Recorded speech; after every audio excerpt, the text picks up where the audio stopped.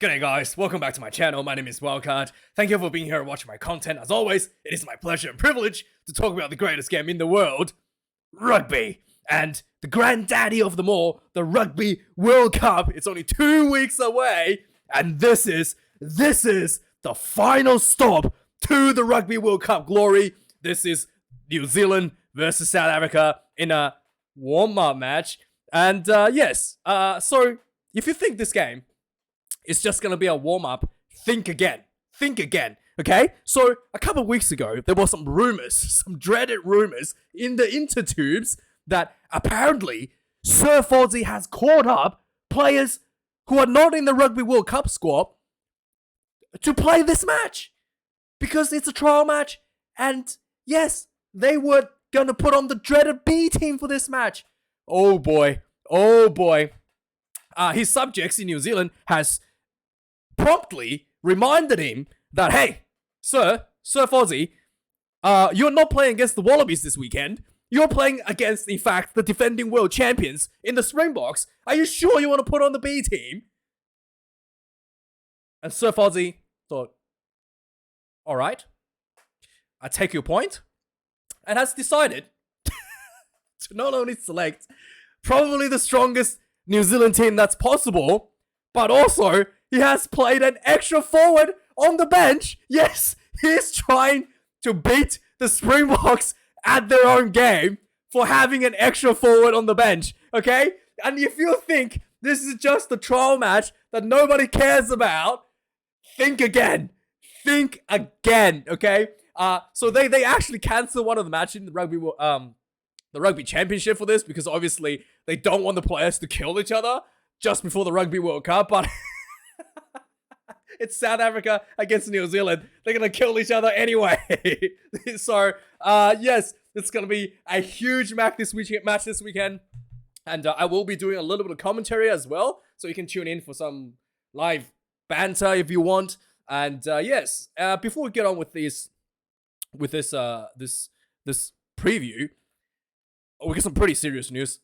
I wanted to just, tell everyone. Obviously, there was a big loss in New Zealand rugby this year. One of the most influential, most famous, most respected coaches in New Zealand rugby has defected to the Wallabies, and as a result, he will be executed upon returning to New Zealand for treason. And obviously, a lot of the players are pretty butthurt about this turn of events. Some of these players, were just a little baby in Steve Hanson's hands in the coaching box when they were given the first Rugby World Cup, like Sammy Whitelock in 2011. So yeah, a lot of the players will be probably wearing a black armband for this match for that reason. And also, please just show some respect. Don't boo the haka. And yes, it's a very, very sad times in New Zealand these days. And yes, just to remind everyone that little incident there. Anyway, with that being said, this match will be obviously played in London at Twickenham, and the weather is going to be raining. Of course it is. Of course it's going to be raining. What else did I expect? Obviously this is actually quite interesting because New Zealand has a history of playing really good in the rain. Like last year, New Zealand played Argentina in the rain, and they literally didn't look like it was raining for them. All right, like the Argentinians were struggling to hold on to the ball at all, and the All Blacks just played, fluid rugby without any issues at all in the rain. So this is going to be, I think, a big advantage to the All Blacks in this game. The rain, the wet conditions, the Springboks a little bit sloppy in the rain. Not really the strength for the team, but we'll be expecting to see a lot of kicking from the Springboks, I guess, from the rain. But this is quite a little bit of extra spice in the game for both teams to deal with. Now, obviously, going into this match, it's really, ever since Rasmus have taken over the Springboks, the gap between the two teams has been quite close. Going to the 2019 World Cup, there was obviously a draw at Wellington, and the year before, the South Africans was able to beat the New Zealanders in Wellington as well in 24-26, so that was the year before, and then the draw going to the Rugby World Cup, which really gave the team a lot of confidence for that 2019 Rugby World Cup for the South Africans, and they really hasn't been able to achieve that.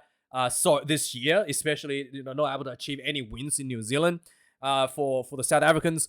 So they, especially during the Rugby Championship earlier this year, they actually sent like a team early to New Zealand to try to prep themselves for a upset in New Zealand at Auckland, but that wasn't really the case.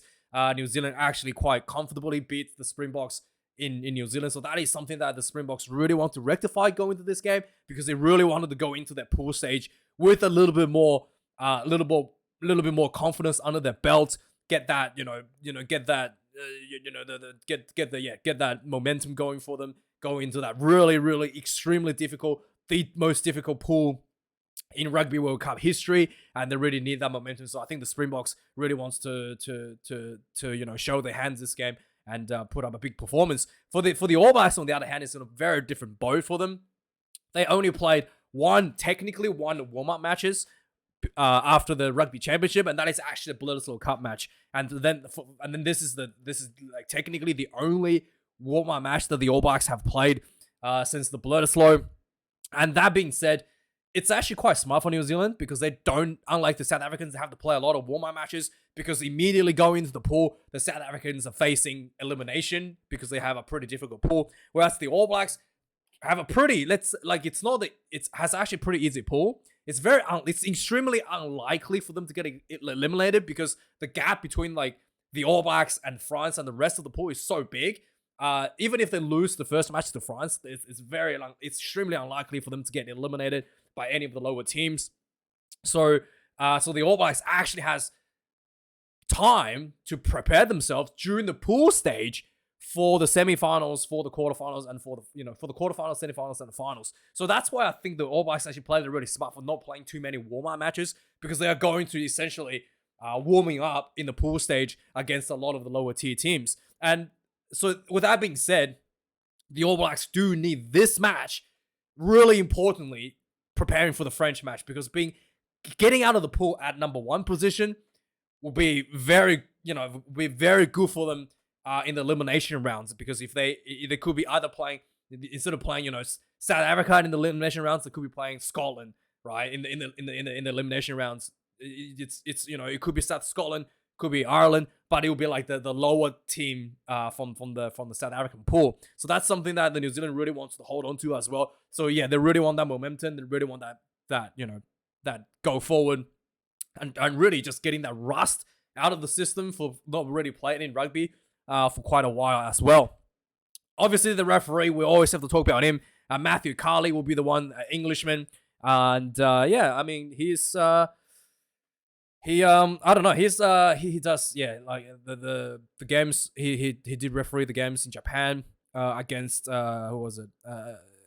Japan against, I think it was against Fiji. Quite a I mean, a lot of these English referees are a bit too trigger happy when it comes to giving out yellow cards and whatnot. But the bunker will be in place, so it won't be up to him to give out the red cards. But I think he'll be pretty whistle happy this game. There will be expecting a lot of penalties. So with that being said, let's go to the lineup. The front rowers, this will be the biggest test for the All Blacks. The South African front rowers has been exceptionally good in the last 4 matches, and they are probably at the moment the best front rowers in the world. Just the technique, the technique, the overall technique, not just the starting front rowers, but the reserves as well, are exceptionally good for the South Africans. So first of all, we got obviously I Am Groot from the Marvel Universe, comes in for the New Zealanders at number 1 jersey. Dan Coles get his opportunity to kind of finish off his career in the hooker position, and then Tyrell Lomax, born in Australia, stolen by New Zealand, comes in at number 3 position, and he is by far the best tight head prop in New Zealand at the moment, and this will be one of his opportunities to solidify himself as the best tight head prop in the world up against, the South Africans. Stephen Kitsoff, number 1 hooker position, absolutely huge. He's so good at scrummaging, and sometimes I watch him. Just the little things that you do, you don't even notice, like the ability to just keep himself, a little bit off the ground to make sure the opposition, claps the scrum before he touches the ground, sort of thing. Just a little thing like that he does in the scrum is so impressive. I mean, like, against Welsh, I was very impressed by his performance in the scrummaging. And obviously, Malcolm Marx gets starting position once again in the hooker position. And Franz Herbe as well just did really well against the Welsh. Putting pressure on that hooker in the opposition hooker and popping them out in the scrummaging. And he'll be looking at doing that against Cozy this week. So it's gonna be extremely difficult for the South African for the All Blacks to deal with. And we have to see how this pan out. I'm very, very excited to watch this giant scrum going off. And obviously the powerhouse behind the scrummaging, the locks, Scotty Barrett gets the number 4 jersey. Obviously, with Shannon Frizzell injured, having a bit of hamstring injury, we were starting to wonder who's going to be getting the number 6 jersey. Are they going to put, Sam Wylock and Brodie Retallick as a combination and put Scotty Barrett at 6 again? I'm really glad to see that they have opted to put Scotty Barrett at 4, because I do think that Scotty Barrett is much, much, much better in the lock positions than he is in the number 6 jersey. Sammy Wylock obviously comes in number 5. He's been coming off the bench a little bit with a bit of injury. He did play the rugby, the Super Rugby final with an injury, so he is absolutely as tough as you can get when it comes to playing rugby. But then again, the Springboks also has the toughest man on the planet, Ibn Isbeth. There were some rumors that apparently he has the biggest biceps in the world, or in the world of rugby. Apparently, he was so strong in lifting dumbbell curls that they I think it was they have to buy like extra weights, like the 50-kilogram dumbbells were too light for him. They have to buy extra weights that are like 75-kilogram dumbbells for him just to do bicep curls. Okay, yes, that's Ibn Esbeth for you, like one of the biggest guns on the planet. And then we got Franco Moster comes in number 5, who's been very quiet for the Springboks in recent times. An opportunity for him to show his abilities in the lock position. He normally plays 7 as well in that blindside flanker. So to get run a lock, something that obviously his utility can play multiple positions, gets a bit more time at the lock, is something that's quite nice to see. In the loosies, in the back 3, we've got Luke Jacobson, who's been really, really good for the Chiefs in Super Rugby, and really has earned himself a call-up for the All Blacks. Obviously, he missed out last year. So yeah, it's really good to see him getting here in the number 6 jersey for the All Blacks. And this will be a big time for him to show his opposite number is Sia Khaleesi. On the open side flanker position, the Springboks play 6 as an open side. Sia Khaleesi obviously has a big, managed to return up to 4 months or 5 months from a ACL injury, which is quite extraordinary already by itself. He played last week against the Welsh. First time he touched the ball, sets up a try for, I think it was for Malcolm Marx in the corner. So, just really didn't really miss a beat. And obviously, it's always a bit of a concern whether or not they brought him back too early. But again, this is another huge test for him to really push that limit, to stress test that knee of his, and see how that handles against the toughest team in the world, in the All Blacks. In the open side flanker position for the All Blacks is Sam Cane, the evil villain himself. Obviously, he's going to be the captain, the most evil person in the All Blacks team. And his opposite number is Pieter-Sepp du Toit, who will be in the blindside flanker position. And finally, the number 8 is Adi, the man Savia, will be the one of the most powerful ball runners in the world. Big carries and just, the determination that this guy shows to pull his team out of trouble again and again and again. It's something that is quite extraordinary. We'll see that big performance once again this weekend. And he's up against Dwayne the Rock Vermeulen, 37 years of age. This guy really didn't look like he's slowing down at all. He's absolutely destroying it. And last year we thought he kind of slowed down a little bit, but this year he's just looking like as good as you always expect him to be. Good at the breakdowns, strong carries, strong running, that physical presence on the field that he shows, and he has, as always, is very impressive. Dwayne Vermeulen gets that number 8 jersey for this weekend. In the backlines now, we've got Aaron Smith comes in at number 9. Another same combination that the All Blacks has found a lot of success in this season, at least, next to Richie Mo'unga. Obviously, Richie Mo'unga has always played really well in club rugby, and he has failed to transition that dominance into Test rugby in the past. It took him a couple of years. The All Blacks went on to those losing periods, and really Richie Mo'unga was, really not able to find himself in the zone when he plays for the All Blacks. But good news for the All Blacks is he has found his zone, and yeah, wow, what a performance! Last outings against the Wallabies, he came off the bench and really pulled the All Blacks out of the fire and won the game for the team. Really, really, really impressive. Really show that not only that he's matured into the role of the All Blacks number 10, but he's really exceeded everybody's expectations for him as a true All Blacks, number 10 jersey worthy fly half. Dan Carter level sort of like fly half, it was very, very impressive performance. So for the Springboks, this interesting call here. They have called back Francois de Klerk. Now Faf de Klerk, he has been criticized a lot with his, kicking game. People feel like he rushed the kick a bit too much, too often, and also the accuracy sometimes a little bit low. We'll have to see how he goes this game, but he hasn't played in the other trial matches, but this is one that he really wants to see whether or not, this is going to be the one that he's going to show the world whether or not his goal kicking is going to be once again a big question. Goal kicking, his kicking game is going to be once again one of the talking points after the match. And next to him is Manny Lebok, the guy that has been extremely good in terms of the running and the attacking rugby, but who's really struggled with the goal kicking. Obviously, the Springboks don't have a goal kicker at the moment. It doesn't high percentage goal kicker at the moment with 100 Polar injured. And Manny Lebok has just really been struggling a lot. And this weekend, I would not be surprised if the Springboks just take every opportunity to kick penalty goals.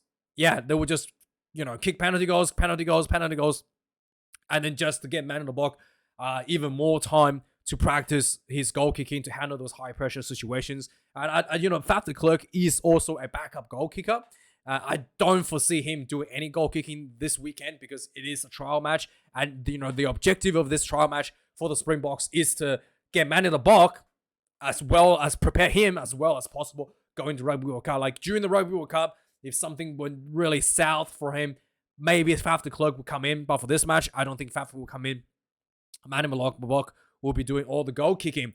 We've got Mac Talea, one of the most informed wingers in the world right now. And again, he was lining the world up in Super Rugby. And we're going to see him again this weekend up against Marco Zolo Mapimpi. And he is, one of the best players under the high ball for the Springboks. With Faf de Klerk in the team, the combination between him and Faf, I do foresee that the high ball will be quite a weapon that the Springboks utilizes this week, and something that we'll have to see how the All Blacks handles. The center combinations now, very, very interesting setup for the Springboks. So they have caught in Andre Esterhuizen, somebody I felt like really has a bit more physicality at the moment than Damien D'Alenda.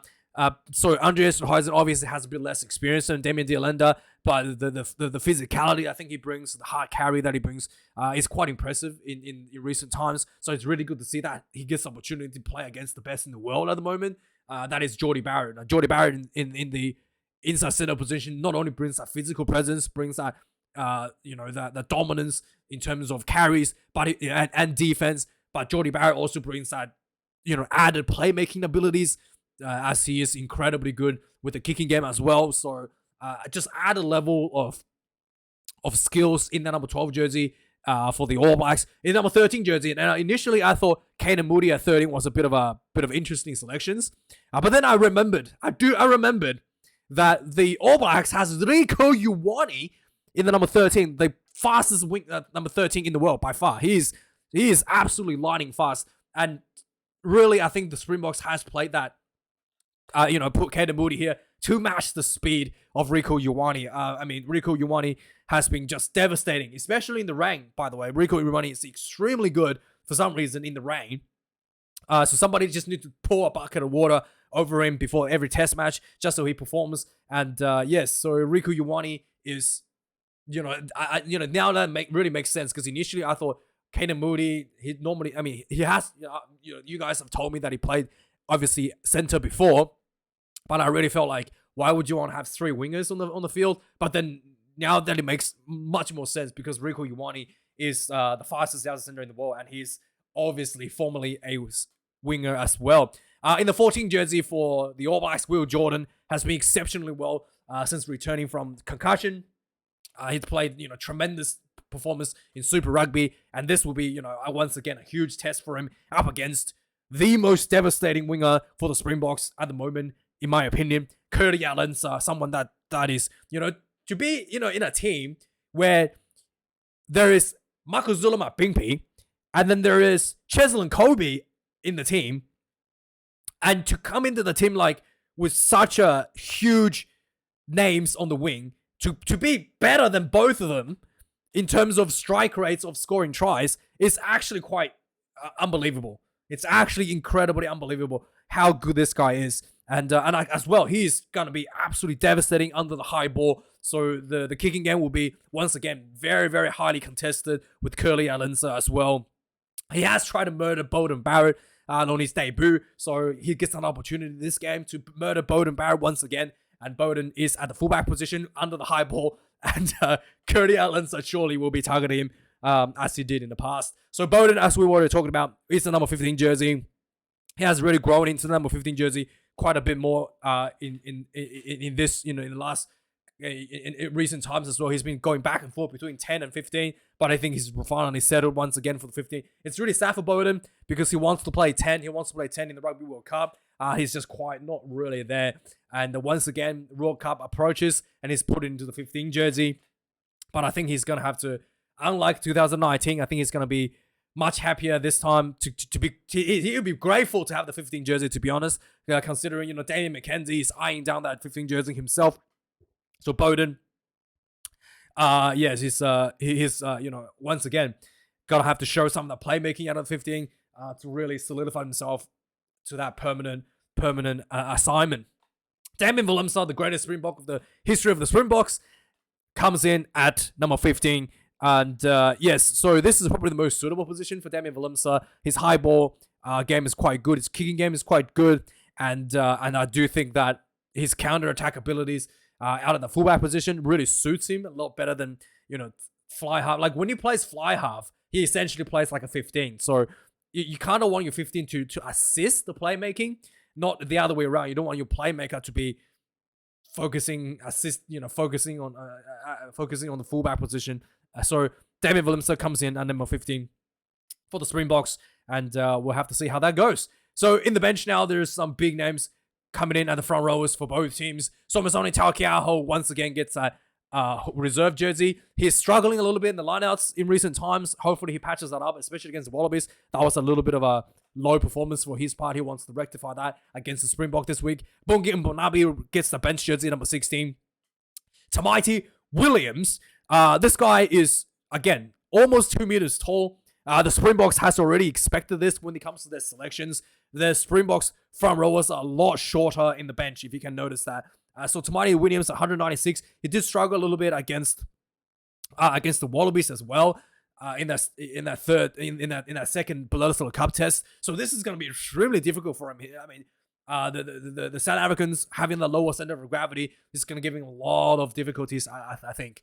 And Fletcher Newell, the other Crusaders prop, comes in number 18 in the tight head position. He has been tremendously well ever since being called into the All Blacks team. We've already talked about this, guys. Ox Ncha comes in for the loose head position for the Springboks. He has been, pretty much in my opinion, there was a point like end of last year. He was so good. I thought he was better than Stephen Kitsoff in the November Test series last year. So it's really good to see him get his selections for the Springboks for the Rugby World Cup. Trevor Nyakani returns to the tight head position at number 18 in place for Vincent Koch. And again, Springboks is really, Vincent Koch is like 185, I think he is. So having Nyakani, again, just having that lower 178 centimeters, a shorter front rowers, lower center of gravity, and against a much, much taller New Zealand front rowers in reserves, I do think that it's going to be a huge advantage for the Springboks when it comes to the second half. And then Tupu Vaa'i gets added into the team for the All Blacks. George Lords gets called in for the number 20 jersey, and Dalton Papali'i finished off the six forward setup for Sir Fozzie and his team for The Springboks, their classic setup with 6 forwards as well. John Klein comes in number 9. Achis Neyman comes in number 20, who both of them started last week. I thought they did really well. So again, the two guys play at Munster together, though they're pretty much teammates, so they know each other quite well. And finally, to finish off, the brutalizer himself, 21, Marco van Staden, gets the final spot in that bomb squad setup for the Springboks. Number 22, Cameron Roygar gets